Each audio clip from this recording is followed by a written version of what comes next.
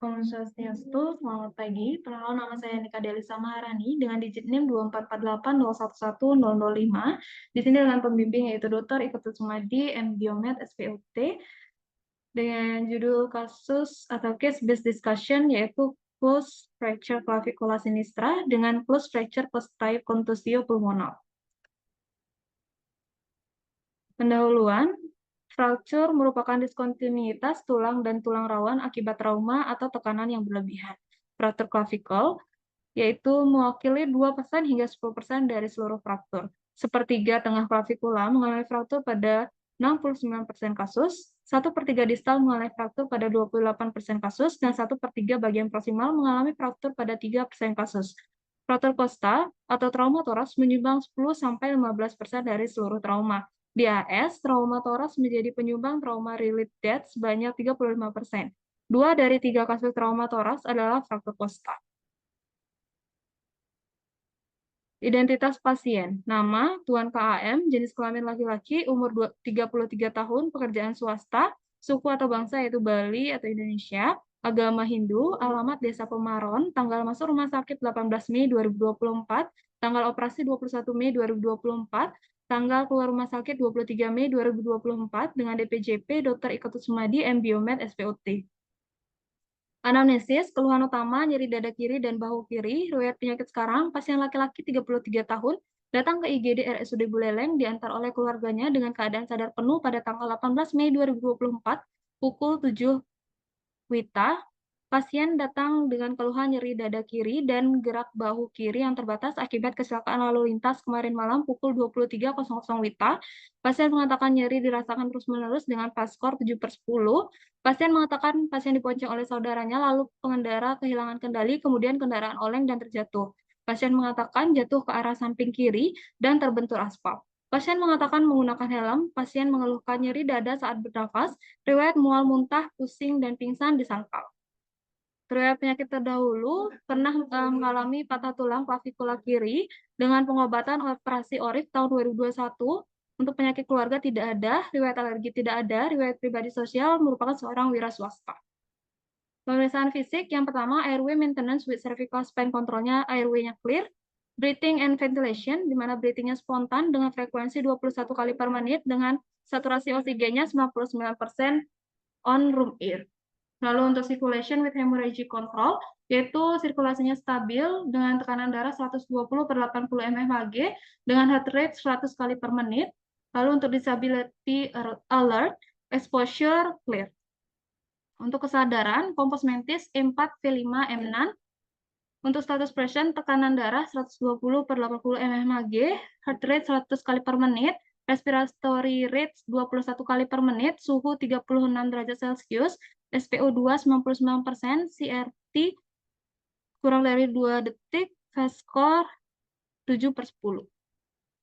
Lalu untuk kepala, dari secondary survei, normosefalik, nyeri tidak ada, jejas tidak ada.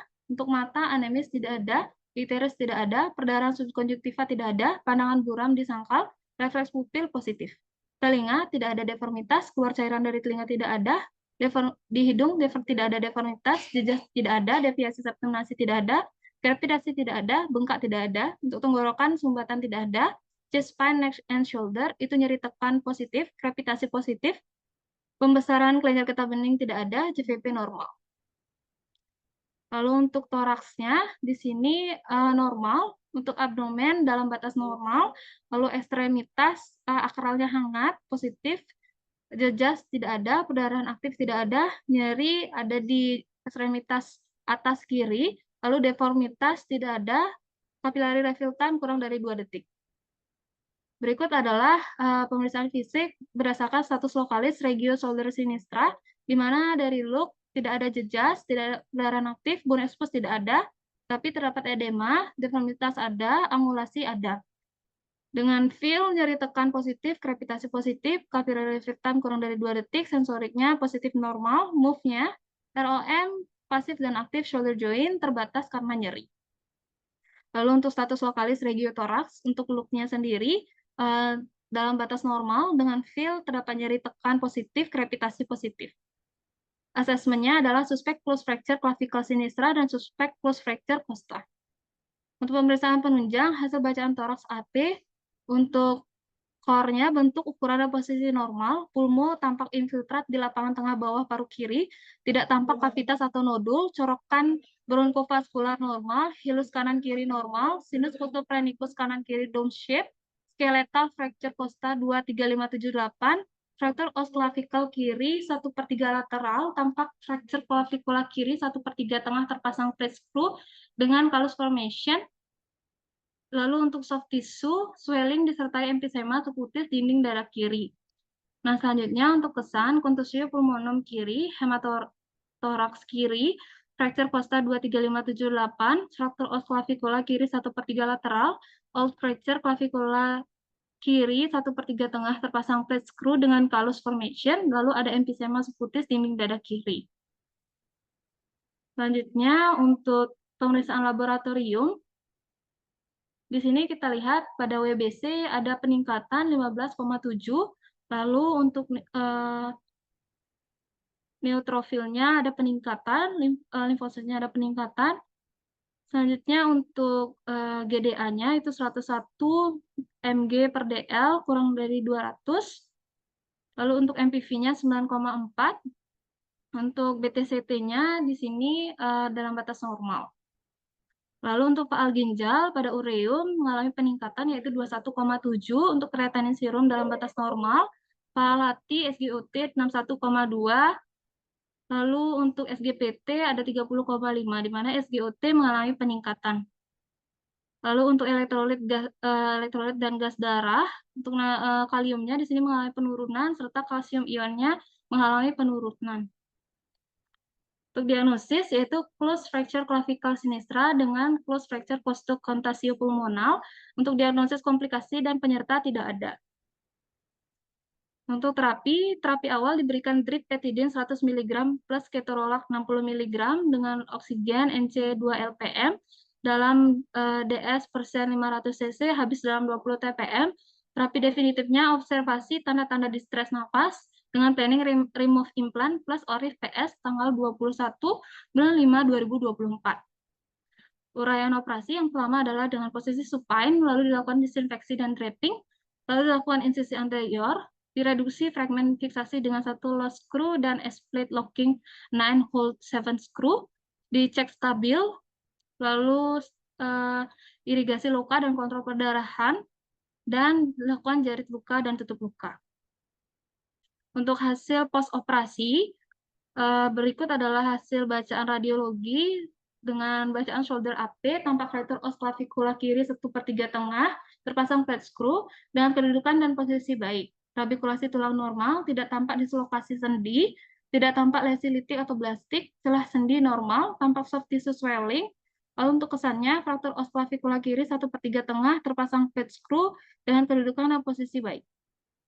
Untuk catatan perkembangan pasien terintegrasi, pada tanggal 21 bulan 5 2024, pasien mengatakan nyeri pada dada kiri dan tangan kiri dengan kesadaran umumnya baik, kesadaran kompos mentis, fast score-nya 5/10, untuk tekanan darahnya 110/80, nadinya 80 kali per menit, suhunya 36 derajat Celcius, RL 20 kali per menit. Lalu untuk assessment yaitu closed fracture multiple costa plus post ORIF PS clavicula 1/3 middle hari pertama. Untuk terapi ceftriaxone 2x1 gram, ketorolac 2x30 mg, paracetamol 4x500 mg, rawat luka, imobilisasi arm sling, X-ray shoulder AP sinistra. Lalu pada tanggal 22 dilanjutkan lagi, di sini pasien masih mengatakan nyeri pada tangan dan luka post-op kiri. Lalu untuk HU-nya di sini baik, kesadaran kompos mentis, fast score-nya 3, untuk tekanan darah, nadi, suhu, dan RN-nya masih normal, dalam batas normal. Untuk assessment-nya, closed fracture multiple costa plus post ORIF PS closed fracture clavicula 1/3 middle. Untuk di sini adalah hari pertama, hari pertama, untuk terapinya dexketoprofen 3x500 mg, paracetamol 3x500 mg, dan kalsium laktat 2x1. Lalu dilanjutkan tanggal 23 bulan 5 2024, yaitu pasien mengatakan nyeri pada tangan dan pada tangan dengan KU-nya masih baik, kesadaran fokus mentis, skornya 4 untuk tekanan darah, nadi, suhu, dan heart rate dan respiratory rate-nya di sini dalam batas normal. Untuk asesmen close fracture multiple costa plus fosforif PS close fracture clavicula sepertiga middle. Di sini adalah hari kedua, diberikan terapi dexketoprofen 3 kali 500 mg, paracetamol 3 kali 500 mg, kalsium laktat 2 kali 1, dan rawat luka. Berikut adalah dasar teori fracture clavicle. Anatomi, yaitu anatomi satu-satunya tulang yang menghubungkan ekstremitas atas dengan batang tubuh. Bagian medial yang lebih besar dari clavikula berartikulasi dengan sternum, sedangkan bagian lateral dengan acromion. Clavikula adalah tulang berbentuk S, setengah proksimal melengkung keluar, dan setengah distal melengkung ke belakang. Di bagian medial dari clavikula berhubungan dengan bagian manubrium, tulang dada, dan membentuk sendi sternoclavikular. Di bagian superior, terdapat ligamen interclavikula yang menghubungkan clavikula pada sisi yang sama dan berlawanan yang berfungsi menjaga memberikan stabilitas pada fraktur tulang. Di bagian lateral clavikula berhubungan dengan acromion membentuk sendi acromioclavikular atau sendi AC. 3 ligamen utama yang mendukung sendi ini adalah ligamen acromioclavikular, ligamen corococlavikular, dan ligamen corocoacromial. Secara klinis dibagi menjadi dua, yaitu 2/3 medial dan 1/3 lateral. 2/3 bagian medial dari tulang clavikula bergabung dengan otot sternocleidomastoideus dan otot clavia. Lalu untuk anterior melekat dengan pectoralis major, posterior melekat dengan musculus sternoid, 1/3 lateral pelekatan dengan musculus deltoid dan trapezius. Vaskularisasi arteri pada bagian anterior berasal dari arteri thoracoacromion. Untuk vaskularisasi posterior itu dari arteri supraskapularis. Untuk epidemiologinya, fraktur clavikula mewakili 2% hingga 10% dari seluruh fraktur, di mana patah tulang clavikula mempengaruhi 1 dari 1.000 orang per tahunnya. Patah tulang ini merupakan patah tulang yang paling umum terjadi pada masa kanak-kanak, dan sekitar 2/3 dari semua patah tulang clavikula terjadi pada pria. Terdapat distribusi bimodal pada fraktur clavikula, dengan 2 puncaknya adalah pria berusia kurang dari 25 tahun dan pasien berusia lebih dari 55 tahun. Sekitar 20% wanita dan lebih dari 1/3 pria mengalami patah tulang clavikula berusia antara 13 sampai 20 tahun. 1/3 tengah clavikula mengalami fraktur pada 69% kasus, 1/3 distal mengalami fraktur pada 28% kasus, dan 1/3 bagian proksimal mengalami fraktur pada 3% kasus. Untuk etiologinya, 20% disebabkan oleh mekanisme lainnya, 25% disebabkan oleh olahraga, 30% disebabkan oleh jatuh dengan bahu sebagai titik terbentuk pertama, dan 25% disebabkan oleh kecelakaan lalu lintas. Patomekanisme fraktur clavikula disebabkan oleh jatuhnya dengan bahu sebagai tumpuan dan dalam posisi terlentang, terjadi kompresi dari sisi lateral, lalu clavikula dan artikulasinya mempertahankan posisinya, di mana apabila melebihi kapasitas struktur, maka akan terjadi kegagalan mekanisme AC dan SC. Fraktur 1/3 medial clavikula disebabkan oleh rusaknya artikulasi acromioclavikular, di mana fraktur clavikula medial atau dislokasi sendi sternoclavicula. Lalu fraktur 1/3 lateral clavikula disebabkan bila ligamen intak itu mengalami sedikit pergeseran, dan bila ligamen coracoclavicular robek itu terjadi pergeseran yang lebih berat. Lalu fraktur 1/3 tengah clavikula itu terjadi karena fragmen distal tertarik ke bawah oleh deltoid dan fragmen medial tertarik oleh musculus sternocleidomastoideus. Untuk klasifikasi berdasarkan Allman, Robinson, dan Neer. Lalu untuk diagnosis ada mekanisme berdasarkan anamnesis, mekanisme trauma. Cedera terjadi saat bahu menahan beban atau dalam posisi lengan terlentang, lalu terjadi nyeri, bengkak, sulit menggerakkan bahu.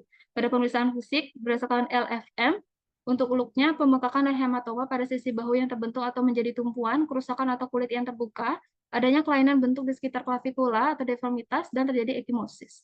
Feel-nya nyeri tekan, krepitasi, periksa status neurovaskularnya, baik dari jaringan nadi, lalu capillary level, time, sensorik, dan motoriknya. Lalu penonjolan pada kulit di ujung fraktur. Move-nya, terjadinya penurunan ROM. Untuk pemeriksaan penunjang dapat dilakukan X-ray, CT scan, dan angiografi. Untuk tata laksana secara non-operatif, Indikasi dipilihnya tindakan non-operatif yang ada 3, yaitu fraktur clavicula tertutup dengan tidak adanya kerusakan neurovaskular atau stabil, fraktur Herulin atau stress fracture yang garis frakturnya hampir tidak tampak, fraktur clavicula distal pada anak-anak. Prinsipnya adalah pengurangan nyeri dengan imobilisasi sementara disertai pemberian analgetik, diberikan arm sling dan figure of 8. Kalau arm sling itu kurang stabil apabila clavicula 1/3 proximal atau 1/3 medial dengan tanpa pergeseran. Lalu figure of 8 itu stabil digunakan pada fraktur clavicula pada lokasi manapun dengan pergeseran yang minimal. Lalu untuk tata laksananya, operatif dapat dilakukan dengan ORIF dan fiksasi intramedular. Untuk ORIF itu pasangan plate and screw, lalu fiksasi intramedular, titanium elastic nail. Kelebihan fiksasi intramedular yaitu sayatan operasi lebih kecil sehingga minimal kerusakan jaringan dan lebih baik dari aspek kosmetik. Kekurangan dari fiksasi intramedular yaitu titanium elastic nail atau TEN mudah berpindah atau imobilisasi tidak stabil, TEN memendek, memerlukan tindakan pelepasan. Fraktur clavicula 1/3 tengah, itu indikasi absolutnya yaitu fraktur terbuka, skin tenting, melibatkan cedera neurovaskular, floating shoulder. Indikasi relatif mengalami pemendekan lebih dari 2 cm, pergeseran 100%, fraktur multifragmen, dan politrauma. Fraktur clavicula sepertiga lateral, indikasinya jika tidak ada pergeseran atau pergeseran minimal. Jika ada pergeseran, lebih sering terjadi usia lebih dari 65 tahun, lebih dianjurkan untuk melakukan non-operatif. Lalu untuk fraktur clavicula 1/3 medial, indikasinya paling sering fraktur ekstraartikular dengan minimal atau tanpa pergeseran. Dari non-operatif lebih dipilih, operating indikasi bila ada pergeseran atau keterlibatan struktur vaskular di sekitarnya, dan ini jarang terjadi. Selanjutnya adalah tindakan operatif versus non-operatif. Operatif tingkat pemulihan lebih singkat, yaitu 10-13 minggu, sedangkan non-operatif lebih dari 12-78 minggu. Kalau ORIF versus fiksasi intramedular, itu tindakan intramedular mengalami pemulihan lebih singkat dibandingkan pemasangan ORIF. Fiksasi intramedular itu terjadi 2-12 minggu, sedangkan ORIF 2-24 minggu. Untuk komplikasi dini yang berupa kerusakan pada pembuluh atau saraf, tetapi kasus ini sangat jarang terjadi. Komplikasi lanjut berupa non-union, malunion, dan kekakuan. Dasar teori dari fraktur kosta. Anatominya, terdapat 12 pasang kosta, setiap tulang rusuk berartikulasi di posterior dengan 2 vertebra toraks oleh sendi costovertebral, lalu masing-masing tulang rusuk memiliki beberapa bagian, yaitu head, neck, tubercle angle, shaft, dan costal groove. Epidemiologinya, trauma toraks itu menyumbang 10-15% dari seluruh trauma, dan 2 dari 3 kasus trauma toraks adalah fraktur kosta. Anak-anak lebih kecil kemungkinan fraktur kosta dikarenakan kondisi kosta yang lebih elastis, sebaliknya orang dewasa lebih beresiko dan terjadi peningkatan morbiditas mortalitas akibat fraktur kosta.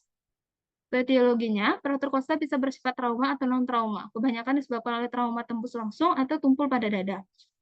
Kosta 1 hingga 3 adalah yang paling sulit patah dan menandakan tingkat trauma yang signifikan jika patah. Kosta 4-10 biasanya paling rentan patah, kosta 11-12 lebih mudah bergerak sehingga lebih sulit dipatahkan. Fraktur kosta juga bisa bersifat patologis akibat metastasis kanker dari organ lain. Fraktur kosta spontan juga dapat terjadi karena batuk parah seperti pada penderita osteoporosis atau penyakit paru-paru yang mendasarinya. Fraktur kosta pada anak-anak menandakan trauma yang signifikan karena kondisi tulang kostanya masih elastis. Patomekanisme fraktur kosta biasanya disebabkan oleh trauma tumpul, jatuh dari ketinggian, kecelakaan lalu lintas, kekerasan dari orang lain, hingga akibat batuk lama, di mana beberapa kondisi di atas mendesak tulang rusuk atau kosta sehingga menyebabkan fraktur. Diagnosisnya berdasarkan anamnesis, pertama adalah mekanisme trauma, nyeri area dada, nyeri saat bernafas atau kesulitan bernafas, sulit tidur menghadap salah satu sisi yang diduga fraktur, dan sulit mengangkat beban. Untuk pemeriksaan fisik, dilihat dari look, feel, and move. Untuk look-nya ada memar, jejak deformitas, luka terbuka, feel-nya ada nyeri tekan, krepitasi, gangguan neurologis, dan move-nya nyeri saat bergerak dan keterbatasan gerak. Untuk tata laksananya, pada fraktur kosta, terdiri dari beberapa langkah yang berbeda tergantung pada tingkat keparahan cedera dan kondisi pasien. Yang awal adalah pemberian cairan dan elektrolit untuk mengamankan status hemodinamik pasien, manajemen nyeri yang efektif seperti analgetik epidural, blok interkostal, anestesi intrapleural, dan opioid intravenal. Untuk tata laksana non-operatif, terapi nyeri, terapi fisik, terapi respiratorik, dan dilakukan imobilisasi. Untuk indikasi penata laksanaan operatif, yaitu terjadinya fraktur flail chest, fraktur yang tidak dapat direposisi secara tertutup, fraktur yang menyebabkan gangguan pernafasan, fraktur yang menyebabkan nyeri yang berat, dan fraktur yang menyebabkan komplikasi. Untuk tindakan operatif, yaitu open reduction internal fixation, balutan, fiksasi intramedular, dan eksisi fragmen patahan tulang dengan prostesis. Untuk komplikasi yang dapat terjadi yaitu flail chest, di mana terdapat segmen dinding dada terlepas akibat patahan tulang rusuk. Kondisi ini bisa terjadi bila terdapat 3 atau lebih rusuk yang patah di 2 bagian. Hal ini dapat menyebabkan gangguan respirasi. Baik, sekian dari presentasi saya. Berikut adalah daftar pustakanya. Mohon maaf apabila ada kesalahan kata. Saya ucapkan terima kasih banyak. Saya tutup dengan parang santi. Om Santi Santi Santi.